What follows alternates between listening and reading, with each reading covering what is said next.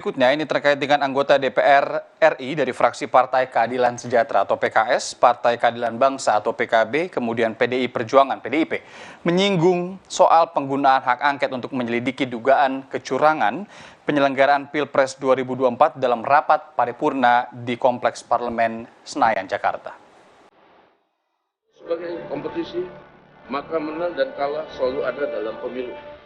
Kita dituntut untuk memiliki etika politik, untuk siap kalah dan siap menang. Akan tetapi pada saat yang bersamaan, etika politik yang sama juga dituntut untuk dimiliki bagi penyelenggara pemilu yang bebas, jujur, dan adil. Sejumlah anggota DPR mengusulkan hak angket untuk mendalami dugaan kecurangan pemilu 2024. Sedikitnya ada 3 fraksi yang mengusulkan hak angket, fraksi PKS, PKB, dan fraksi PDIP. Agar DPR RI ini menggunakan hak angket untuk mengklarifikasi kecurigaan dan praduga masyarakat atas sejumlah permasalahan dalam penyelenggaraan pemilu 2024. Dan pelanggaran dalam penyelenggaraan pemilu perlu direspon DPR RI secara bijak dan proporsional.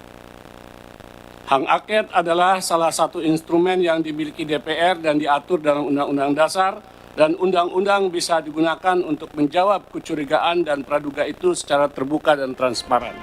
Usulan hak angket juga didukung anggota DPR dari fraksi PDI Perjuangan, Arya Bima.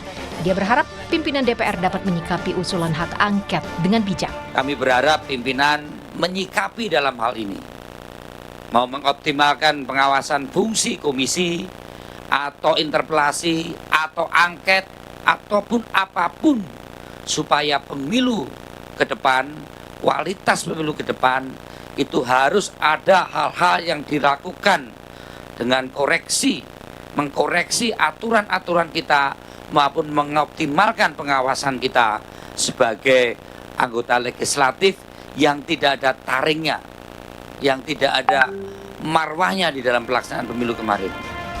Pendapat berbeda disampaikan anggota DPR dari fraksi Gerindra, Kamrus Samad.